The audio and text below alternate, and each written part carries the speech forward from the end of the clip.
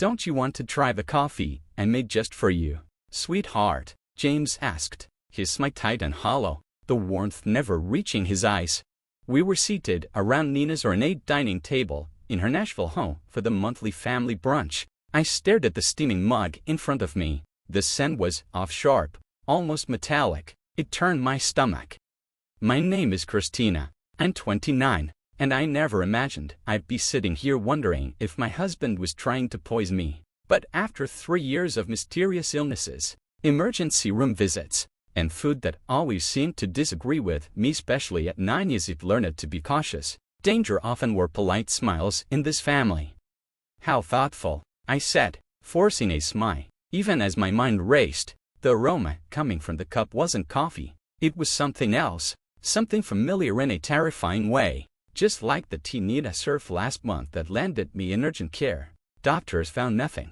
Nina had insisted she made it exactly like her own. Across the table, Nina stirred her untouched coffee, watching me a little too closely. James has been practicing his pour-over techniques, she said, smiling with just enough edge to make my skin crawl. All for you, of course. The way she lingered on, you made my blood run cold. Lately, James had been spending more time here, claiming they were planning a surprise for our anniversary. But I wasn't naive anymore. The hushed conversations, the flicker of guilt I'd seen on James's face, the strange messages I glimpsed on his phone, and now this cup. I lifted it to my lips, pausing just before it touched. James and Nina exchanged a glance. That was all I needed. I stood up quickly, pretending to glance at my phone. Sorry, work call. Nina, may I use your study? As I passed behind her, I faked a stumble just enough to switch our cups, in a flurry of apologies and clumsy movements. Oh, I'm such a klutz, I said, smiling through gritted teeth. Nina waved me off, irritation flickering in her eyes. Just don't spill anything in there. I slipped into the study and positioned myself just within view of the dining room. My heart thundered. I waited. Nina picked up the cup one meant for me and took a sip. A second passed, then another. Her hand trembled slightly as she set the mug down. Her complexion drained to ash. James, she said, barely above a whisper, something's wrong. He looked up, confusion fading into panic. His chair scraped loudly as he leapt to his feet. Nina, wait, what did you drink? That wasn't your, he frowned. See. My blood iced over. That wasn't your cup. Nina's hands began to shake violently. I don't feel right. She tried to rise but collapsed into her chair, clutching the table for support. What the hell did you put in that coffee? I asked, stepping out from the study, phone already recording. James dropped to his knees beside her, pale and frantic. That wasn't supposed to be yours, he whispered. But the room was silent enough for every word to land like thunder. Nina's wide, panicked eyes met mine. Call an ambulance, she rasped. Please, I can't breathe. I dialed with a steady hand. Yes, 1542 Maple Grove Drive. My sister-in-law is having a severe reaction to something in her coffee. She is cautious but deteriorated fast. Nina's gaze never left mine. You know, she croaked. You switched then. I nodded slightly. Too many hospital visits. Too many coincidences.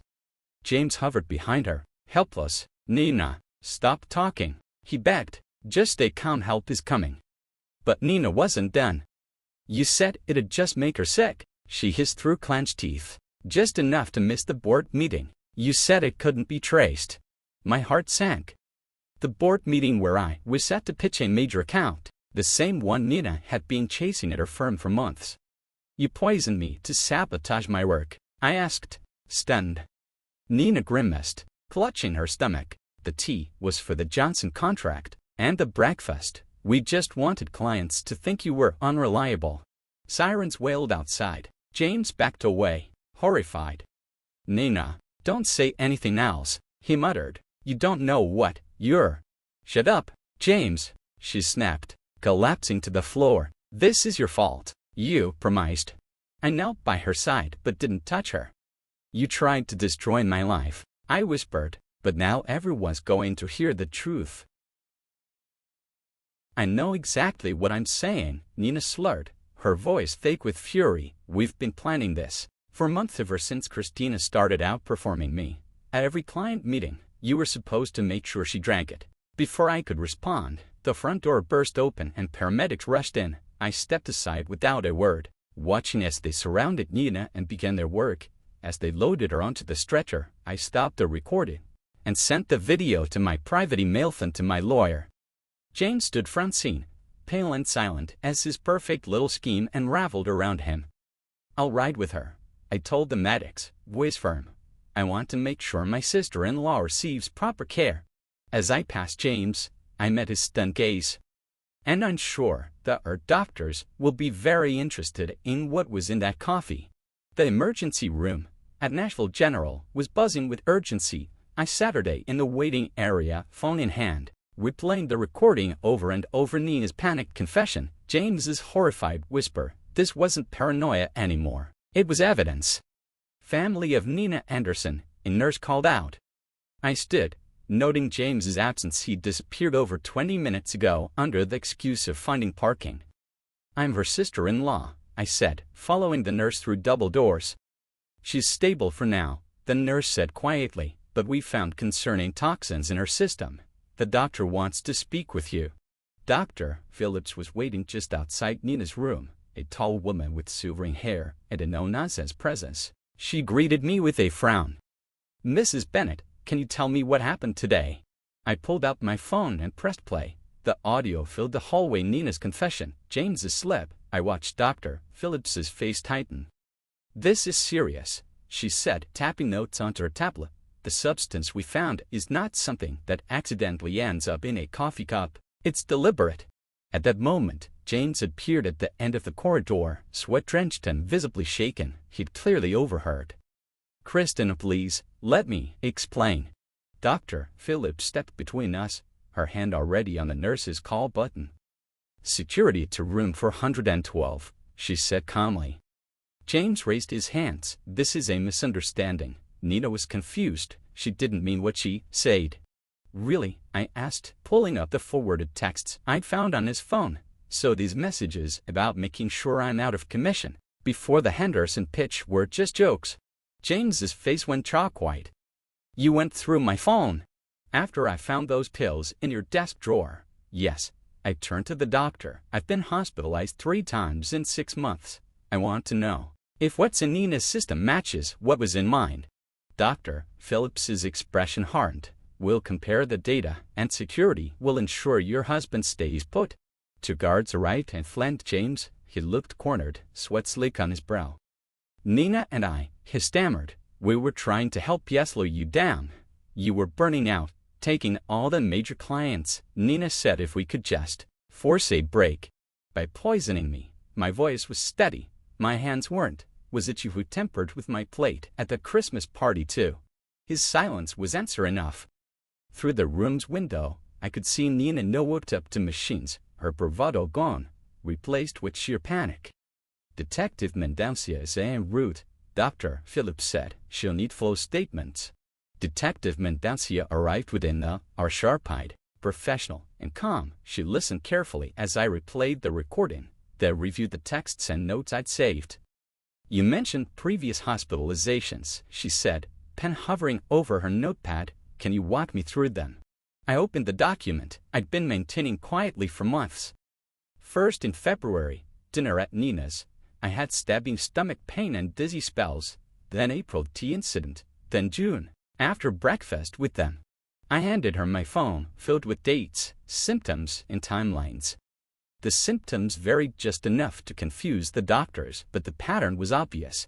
She nodded slowly. "You've been keeping records." I reached into my bag and pulled out another phone. I also started carrying a backup phone under a different number. I used it to record our conversations quietly. I have more clips. Nina and James weren't always careful. One recording in particular stood out. Nina's voice: "The Henderson account is worth millions. James, just stick to the plan. A few days of illness is all we need." "James, I've got something stronger this time. She won't make it to the presentation." Detective Mendancia's jaw tensed as she listened. She looked through the glass into Nina's room. The hospital's already running toxicology screens. Several substances have been flagged. We'll need to inspect your home for traces of the same compounds." At that moment, shouting erupted down the hall. James, flanked by security, arguing desperately. "You don't understand," he shouted. "We were doing this for her." I stepped forward. "No, James, you were doing this for you, for control, for competition, for a promotion Nina didn't earn." He stopped cold, staring at me with wide, disbelieving eyes. "You could have told the truth," I said, "but now the evidence will do it for you." "I need to speak with my wife," James shouted, desperation cracking in his voice. "Christina, please, you don't understand. We were trying to protect you." Detective Mendoza stepped smoothly between us. "Mr. Bennett, that's enough. We've already found evidence of premeditated." "Premeditated?" James let out a bitter laugh that echoed off the sterile hallway walls. "We were just trying to slow her down. She was working herself to death, taking all the major accounts. Nina said if we could just make her take some time off." "By poisoning her?" Mendoza's voice was sharp. "That's not protection. Mr. Bennett, that's attempted murder." James paled. "Murder? No, it wasn't like that. We didn't mean." "Then what did you mean to do?" I asked quietly, each word like a blade. "When you put something in my coffee this morning, what outcome were you hoping for?" He said nothing. Through the glass panel of the hospital room behind him, Nina watched, her face pale and unreadable. I could see the wheels turning, already crafting excuses, trying to frame this as a miscalculation instead of months of deliberate harm. "We need both of their phones," Mendoza told the guards, "and I want officers posted at the doors. No one leaves until toxicology results are confirmed." Inside Nina's room, Dr. Phillips stood with a grim expression, reviewing her tablet. I followed the detective in as James remained outside under watch. Nina sat up in bed, still trembling. "The toxicology report shows high levels of multiple substances," Dr. Phillips announced. "Most concerning is a compound used exclusively in pharmaceutical testing, something the general public shouldn't have access to." Nina's face blanched. "That's impossible." James said it would just cause mild symptoms. "Mild symptoms?" Mendoza cut in, flipping open her notebook. "Like the ones your sister-in-law experienced repeatedly over the past 6 months?" An officer entered holding an evidence bag. "We recovered these from Mr. Bennett's office, unlabeled bottles, clinical in nature. Also, detailed notes, dosage amounts, effects, timelines." My knees nearly buckled. "You were documenting it, tracking how sick I got," I whispered, like I was part of some twisted science experiment. "It wasn't like that," Nina insisted, but her voice wavered. "We just needed to see what worked. You kept showing up to meetings anyway, so we had to adjust." "So you increased the dosages," Mendoza said flatly, examining the evidence. "Were you aware these substances can become lethal with continued exposure?" Silence. Through the window, James had slumped into a chair, face in his hands. "The Henderson account," I said slowly, the final pieces clicking into place. "The client specifically requested me to lead. This wasn't about one meeting. You needed me gone." Nina's face twisted with resentment. "You were ruining everything," she said. "I built that portfolio for years. Then you come in, and suddenly they all want you." James said he could fix it. "By killing me?" I asked, the words heavy with finality. Nina started to protest, but Dr. Phillips interrupted. "The concentration found in today's coffee was far higher than in previous incidents. Had Mrs. Bennett consumed it, the consequences would have been catastrophic, possibly fatal." Detective Mendoza turned to her officer. "Issue warrants for both of their homes and offices. Contact the pharmaceutical manufacturer, find out how these compounds got into their hands." Nina sagged against the pillows, the fight finally draining from her. "It wasn't supposed to go this far," she whispered. James kept saying, "One more try." I stepped closer to her bed, voice calm, hands trembling. "Every illness, every missed meeting, every client lost, and you were both right there, watching it happen, taking notes. What does that make you?" The silence was louder than any scream. Outside, officers read James his rights. Nina looked away as I turned to Mendoza. "I'm ready to give my formal statement." The trial lasted 3 weeks. It felt like a lifetime. I sat in court every day as the prosecution meticulously laid out the case. The lab-labeled bottles recovered from James's office. The dosage logs. The recordings.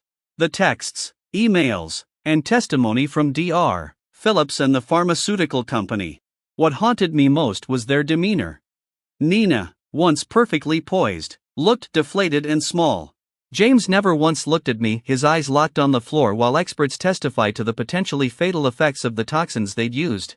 Dr. Phillips's presentation was especially damning. She mapped out the increasing severity of the symptoms over time, confirming the poisons had been escalated with intent. A pharmaceutical representative revealed James had stolen the substances through a college friend in drug development. This wasn't just sabotage, the prosecutor said in closing. This was a carefully orchestrated campaign of harm, one that could have ended in death. When the verdict came, I felt no satisfaction, only stillness. Guilty. Attempted murder. Conspiracy. Unlawful use of controlled substances. The judge's sentence echoed in the hushed courtroom. These crimes were calculated and cruel against someone the defendants claimed to care for. Maximum sentence imposed. I watched as they were led away in cuffs, shadows of the people I'd once trusted. Their reputations, careers, freedom gone, all because they couldn't stand that I succeeded without them. 1 year later, I stood on stage at the Nashville Business Leaders Conference, delivering the keynote address. Success isn't just about hard work or talent, I said to the crowd, scanning the faces of future leaders. It's about integrity. The strongest foundations are built on trust. I paused, letting the words hang. Sometimes the people who try to break you aren't strangers, but if you hold your ground, if you stay true to who you are, you come out stronger. Afterward, several young professionals approached me, asking how I'd survived everything. I focused on what I could control. I told them, I documented everything, trusted my instincts, and I never let fear silence me. That evening, I received confirmation that the Henderson client had renewed their contract for another 3 years. I smiled, then opened my laptop and got back to work. The local paper had run a short article that morning, Bennett, Anderson begin prison terms. I didn't read it. Instead, I focused on building something better, because the best revenge isn't revenge at all. It's rising above. And never looking back.